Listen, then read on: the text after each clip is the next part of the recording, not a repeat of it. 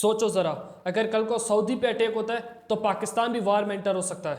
Religious, economy, military, इन तीनों चीजों ने मिलकर हमेशा पाकिस्तान और सऊदी अरेबिया को एक दूसरे के करीब रखा है। लेकिन अब एक नए डिफेंस पैक्ट ने पूरी गेम ही बदल दी है और इस वीडियो में हम ब्रेक डाउन करेंगे ये पैक्ट क्या है, इसके रिस्क क्या है और सबसे बड़ा सवाल, अगर सऊदी अरेबिया पे अटैक होता है तो क्या पाकिस्तान जंग ज्वाइन करेगा।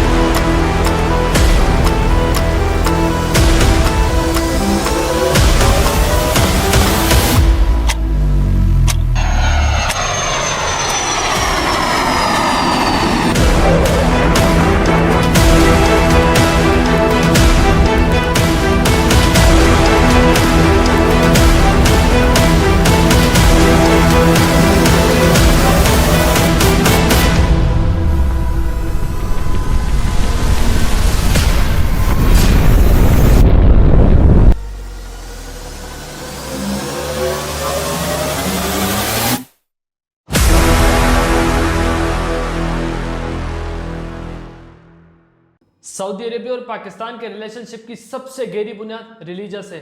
हर साल लाखों पाकिस्तानी सऊदी अरेबिया जाते हैं हज और उम्रे के लिए। सिर्फ 2024 में ही पाकिस्तान से 1,16,000 से ज़्यादा लोग हज परफॉर्म करने गए और 2025 में 1,79,210 लोग हज करने के लिए गए। ये सिर्फ नंबर नहीं है, ये दिखाता है कि पाकिस्तान की आवाम के लिए सऊदी अरेबिया सिर्फ एक मुल्क नहीं बल्कि इस्लाम का रूहानी मरकज़ है। सऊदी अरेबिया को custodian of the two holy mosque कहा जाता है और इसी वजह से उनकी इज्जत और इन्फ्लुएंस पाकिस्तान के अंदर बहुत गहरा है। जब भी सऊदी अरेबिया कोई स्टांस लेता है उसका असर पाकिस्तान की सोसाइटी और पॉलिटिक्स पे ही महसूस होता है। जब 2015 में सऊदी अरेबिया ने यमन वार में पाकिस्तान से हेल्प मांगी तो पाकिस्तान की पार्लियामेंट में ओपनली डिबेट हुई। ये सऊदी अरेबिया के इन्फ्लुएंस दिखाता है पाकिस्तान में। For over a week, the government has stuck to the line that any threat to Saudi Arabia's territorial integrity will provoke a harsh response from Pakistan. Now Parliament is debating what type of response exactly, and will it send soldiers to Saudi Arabia or Yemen? But ये relation सिर्फ religious तक महदूद नहीं है। Saudi Arabia में 25 lakh Pakistani worker है जो हर साल पाकिस्तान में अपने घर पैसे भेजते हैं। ये रेमिटेंस बिलियंस ऑफ डॉलर्स की होती है जो पाकिस्तान की इकोनॉमी में ऑक्सीजन का काम करती है। आज भी पाकिस्तान का फॉरेन एक्सचेंज का एक बड़ा हिस्सा इन्हीं पैसों पर डिपेंड करता है।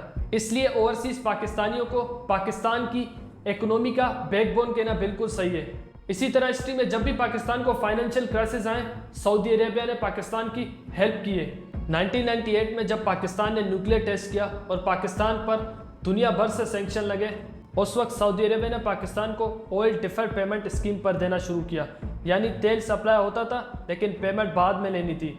इस सपोर्ट ने पाकिस्तान की इकोनॉमी को उस वक्त कोलैप्स होने से बचाया। और 2018 में भी जब Pakistan balance of payment crisis का शिकार था, तब सऊदी अरेबिया ने $6 बिलियन का बेल आउट पैकेज दिया। इसमें 3 बिलियन स्टेट बैंक को पाकिस्तान में डिपॉजिट करवाए गए और बाकी के 3 बिलियन को ऑयल डिफर्ड पेमेंट फैसिलिटीज़ के तौर पर दिया गया। मिलिट्री टाइज भी बहुत गहरे इन दोनों कंट्रीज़ के बीच और बहुत पुराने भी। 1969 में जब सऊदी अरेबिया के साउथ यमन के साथ क्रैशेस हुए तो पाकिस्तान एयरफोर्स के पायलट ने सऊदी एयर स्पेस को डिफेंड किया। उस वक्त पाकिस्तानी पायलट ने सऊदी F-86 सेब्रेस फ्लाई किए और डायरेक्ट कॉम्बैट मिशन में हिस्सा भी लिया। 1991 में गल्फ वार के दौरान भी पाकिस्तान ने सऊदी अरेबिया में 11,000 से ज़्यादा अपने सोल्जर भेजे, जिन्होंने ऑपरेशन डेजर्ट स्टॉर्म के दौरान बॉर्डर डिफेंस और स्ट्रेटेजिक साइट की सिक्योरिटी संभाली। ये ऑपरेशन आज तक जारी है। 2017 में बनने वाली Saudi lead Islamic military counter terrorism coalition के पहले कमांडर पाकिस्तान के जनरल राहिल शरीफ को बनाया गया, जो इस ट्रस्ट का सबसे बड़ा सबूत है। हिस्ट्री हमें यह भी बताती है कि पाकिस्तान ने सऊदी एयर डिफेंस और ग्राउंड फोर्स को ऑर्गेनाइज करने और डिसिप्लिन करने में एक सेंट्रल रोल प्ले किया है। ये सब चीज़ें मिलाकर सऊदी अरेबिया के पाकिस्तान में एक सॉफ्ट पावर बन गई है, जहाँ रिलीजियस, इकोनॉमी और पॉलिटिक्स सब एक दूसरे से जुड़ जाती हैं। इसी सॉफ्ट पावर की वजह से सऊदी अरेबिया ने हमेशा पाकिस्तान की पॉलिटिक्स और इकोनॉमी में अपनी एक खास जगह बना रखी है। बट जो रीसेंट डिफेंस एग्रीमेंट हुआ है ये काफ़ी अलग है। This agreement aims to develop aspects of defense cooperation between the two countries and strengthen joint deterrence against any aggression. सोचो कल सुबह सऊदी के ऑयल फील्ड पर अटैक होता है, पहले पाकिस्तान शायद बयानबाजी करता या कुछ मिलिट्री सपोर्ट देता, बट इस नए डिफेंस पैक्ट के बाद गेम के रूल्स काफ़ी चेंज हो चुके हैं। अब एक ही फैक्ट है, अगर सऊदी पर अटैक होगा तो उसे पाकिस्तान पर अटैक माना जाएगा। यह कॉन्सेप्ट दुनिया ने पहले भी देखा है नेटो के आर्टिकल 5 में, जो 9/11 के बाद इवोक हुआ था, जो कहता है कि किसी भी नेटो के एक मेंबर पर हमला मतलब सब पर हमला। इसी एक शक ने 30 मुल्कों को अमेरिका के वार ऑन टेरर में खींच लिया था, और अब पाकिस्तान भी सऊदी के साथ उसी टाइप की अरेंजमेंट में आ गए हैं। अब इसका मतलब ये है कि पाकिस्तान अब सिर्फ एक दोस्त या इलाय नहीं है, बल्कि एक शील्ड है। सऊदी की प्रोटेक्शन और पाकिस्तान की प्रोटेक्शन अब एक ही लाइन में आ गई है। जो भी रियाद के अगेंस्ट होगा वो इनडायरेक्टली इस्लामाबाद के अगेंस्ट होगा। बट रियल क्वेश्चन ये कि कल को सऊदी पर अगर कोई अटैक होता है तो पाकिस्तान अपनी कंप्लीट मिलिट्री के साथ ज्वाइन करेगा इस जंग को। और यहीं पर एक प्रॉब्लम है, ये पैक्ट तो साइन हुआ है लेकिन इसके इम्प्लीमेंट के क्लियर डिटेल अभी तक किसी के पास भी नहीं है। सिर्फ एक ही लाइन का प्रॉमिस है, attack on one, attack on both. But इसका प्रैक्टिकल मतलब क्या होगा? डज इट मीन कि पाकिस्तान अपनी आर्मी सऊदी के डेजर्ट में भेजेगा या सिर्फ एयर स्ट्राइक सपोर्ट देगा? और सबसे बड़ा सवाल, क्या इसके अंदर न्यूक्लियर अम्ब्रेला भी शामिल है? एक सीनियर सऊदी ऑफिशियल ने कहा कि सऊदी पाकिस्तान डिफेंस पैक्ट एक कॉम्प्रेसिव डिफेंस एग्रीमेंट है जो सभी मिलिट्री मीन्स को कवर करता है। इसका मतलब यह हो सकता है कि पाकिस्तान का फुल डिटर्रेंस इंक्लूडिंग न्यूक्लियर भी इसमें शामिल हो सकता है, लेकिन ये कंफर्म नहीं है। पैक्ट के पब्लिक स्टेटमेंट सिर्फ इतना कहता है कि अगर किसी एक पर अटैक हुआ तो उसे दोनों मिलकर जवाब देंगे और दोनों मिलकर जॉइंट डिटर्रेंस मजबूत करेंगे, लेकिन न्यूक्लियर वेपन का नाम डायरेक्टली नहीं लिया गया और ना ही ये क्लियर है कि वो यूज़ करेंगे या वो ट्रांसफ़र होगा सऊदी की तरफ। पाकिस्तान के डिफेंस मिनिस्टर ने भी कहा कि कैपेबिलिटीज़ ज़रूरत पर अवेलेबल होंगी, मगर उन्होंने एम्पैथाइज करते हुए ये भी कहा कि ये पैक्ट प्योरली डिफेंसिव है। हिस्ट्री ये भी बताती है कि जब प्रोमिसेस क्लियर नहीं होते तो कन्फ्यूज़न बढ़ती जाती है। शायद पाकिस्तान और सऊदी अरेबिया जानबूझकर एक कन्फ्यूज़न बढ़ाना चाह रहे हैं। फैक्ट ये भी है कि सऊदी अरेबिया दुनिया का सबसे बड़ा इम्पोर्टर है। SIPRI के 2023 की रिपोर्ट के मुताबिक सऊदी ने सिर्फ एक साल में $75 बिलियन डिफेंस पर खर्च किए, जो उसे दुनिया के टॉप 5 स्पेंडर में लाता है और उनका 78% आर्म इंपोर्ट अमेरिका से होता है। दूसरी तरफ पाकिस्तान है, एक न्यूक्लियर आर्म स्टेट जिसके पास SIPRI की एस्टीमेट के मुताबिक 117 न्यूक्लियर वारहेड है और एक 6,15,000 एक्टिव पर्सनल की स्टैंडिंग आर्मी। मतलब एक तरफ अल्टीमेट खरीदारी की पावर और दूसरी तरफ वही चीज़ जो पैसों में नहीं खरीदी जा सकती, न्यूक्लियर डिटर्रेंस। एक एंगल से देखा जाए तो सऊदी अरेबिया के लिए पाकिस्तान को चूज़ करना ऐसा है जैसे अपने घर के दरवाजे में एक शील्ड लगा देना जिसे कोई टेस्ट करना नहीं चाहता, क्योंकि जो भी सऊदी पे स्ट्राइक करेगा उसे पाकिस्तान की मिलिट्री और उसकी न्यूक्लियर शेडो का सामना करना पड़ेगा। छोटे मुल्क या जिन कंट्रीज़ के पास इतनी स्ट्रॉन्ग मिलिट्री ना हो तो उनकी सर्वाइवल स्ट्रेटजी भी यही होती है, जैसे बेल्टिक स्टेट्स नेटो के आर्टिकल 5 के प्रोटेक्शन में अपनी सिक्योरिटी का जिम्मा डाला हुआ है। बट यहाँ एक प्रॉब्लम है, 2015 में जब सऊदी अरेबिया ने यमन के साथ वार डिक्लेयर की, प्रेशर था पाकिस्तान पर सऊदी अरेबिया की तरफ से कि पाकिस्तान भी इस वार में एंटर हो और सऊदी कोएलिशन का हिस्सा बने। बट पाकिस्तान में एक अनप्रिडिक्टेबल सीन हुआ। उस वक्त पाकिस्तान की पार्लियामेंट ने एनोनिमस वोट दिया, no direct military involvement.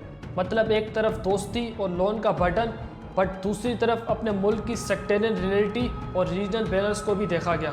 Writers ने उस वक्त रिपोर्ट किया था कि सऊदी अरेबिया इससे ओपनली डिसअपॉइंटमेंट हुआ था पाकिस्तान के नो मिलिट्री इन्वॉल्वमेंट के डिसीजन को लेकर, क्योंकि इससे उनकी जो यमन में वॉर स्ट्रेटजी थी वो काफ़ी वीक हो चुकी थी या वीक हो गई थी।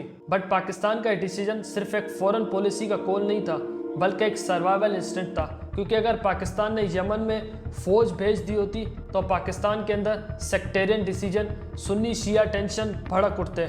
ऑलरेडी पाकिस्तान के अंदर बहुत सी सेक्टेरियन टेंशन होती हैं। अगर आर्मी ओपनली सऊदी के साथ शिया हुतीस के खिलाफ लड़ती तो पाकिस्तान के अंदर शिया कम्युनिटी रिएक्ट करती। ये सिचुएशन टेररिज्म और सिविल अनरेस्ट को और ज़्यादा फ्यूल करती। इसलिए पाकिस्तान ने एक स्ट्रेटेजिक डिसीजन लिया कि सऊदी को नो करना ज़्यादा आसान है अपने मुल्क के अंदर, अपनी कंट्री के अंदर सेक्टेरियन वायलेंस भड़काने से।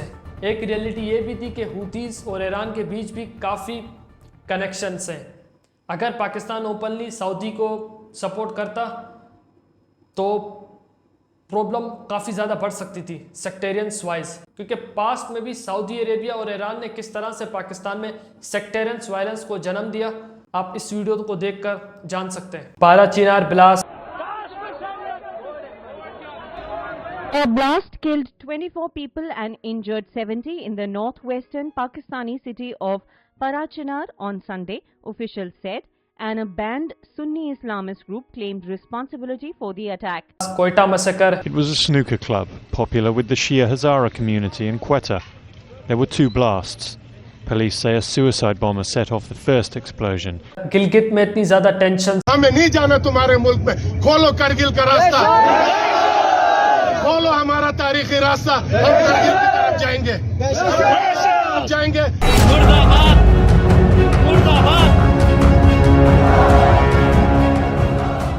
अब सोचो, अगर सऊदी और ईरान दोबारा से लड़ पड़े और पाकिस्तान ने ओपनली सऊदी को सपोर्ट किया इस पैक की वजह से, attack on one attack on both, तो पाकिस्तान के अंदर फिर से वही सेक्टेरियन वायलेंस और ज़्यादा भड़क उठेगा, जिसने पहले ही पाकिस्तान को बहुत नुकसान पहुंचाया। इसलिए 2015 में जब सऊदी अरेबिया ने यमन वार में पाकिस्तान से आर्मी मांगी तो पाकिस्तान ने मना कर दिया।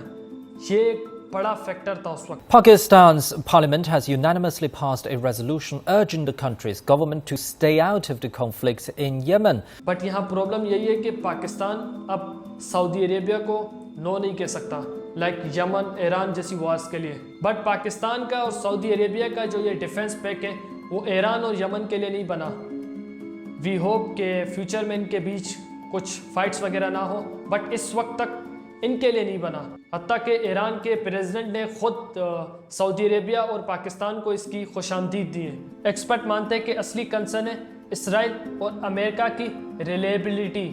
फ्लैशबैक लो सितंबर 2025, इसराइल ने कतर दोहा पर मिसाइल स्ट्राइक किए, लेकिन अमेरिका ने कोई मेजर मिलिट्री रिस्पॉन्स नहीं दिया, सिर्फ डिप्लोमेटिक स्टेटमेंट दिए। इससे गल्फ स्टेट को ये मैसेज साफ मिल गया कि यूएस हर सिचुएशन में डिपेंडेबल नहीं है, खासकर इसराइल के मामले में। कतर ने अपनी डिफेंस स्ट्रेटजी यूएस पे इतने डिपेंड कर लिए कि अल उदैद एयरबेस में 10,000 अमेरिकन सोल्जर्स हैं। कतर ने इस बेस की डेवलपमेंट में पिछले 2 डिकेड्स में तकरीबन 8 बिलियन इन्वेस्ट किए हैं। कतर के एडवांस डिफेंस सिस्टम जैसे Patriot air defence system, NASAMS, US technology और कोऑर्डिनेट के बिना अपना फुल पोटेंशियल यूज़ ही नहीं कर सकते। अब सोचो सऊदी अरेबिया, जिसका 78% मिलिट्री इक्विपमेंट यूएसए से आ रहा है, जिसे वो खुद भी फुल्ली यूज़ नहीं कर सकते सऊदी अरेबिया की कोऑर्डिनेट के बिना।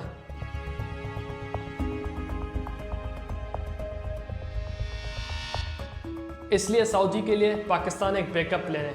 अगर यूएसए उनकी हेल्प नहीं करेगा तो पाकिस्तान के साथ अपनी सिक्योरिटी संभाल सकते हैं। सऊदी को सबसे बड़ा थ्रेट भी कतर पर जब अटैक हुआ उसके बाद हुआ। सऊदी ने देखा कि कतर के पास बिलियंस के डिफेंस सिस्टम है, लेकिन बिना यूएस टेक्निकल और ऑपरेशनल सपोर्ट वो प्रैक्टिकली हाफ अंधे हो जाते हैं। इसलिए सऊदी अरेबिया पाकिस्तान के साथ एक ऐसा अरेंजमेंट चाह रहा था जिसमें इक्वेशन से ज़्यादा सोल्जर डिसिप्लिन और न्यूक्लियर डिटेरेंस की क्रेडिबिलिटी काम आएगी, और ये चीज़ पाकिस्तान के पास मौजूद है। अब तक के लिए तो यही है, मिलते हैं नेक्स्ट वीडियो में, तब तक के लिए अल्लाह हाफिज़।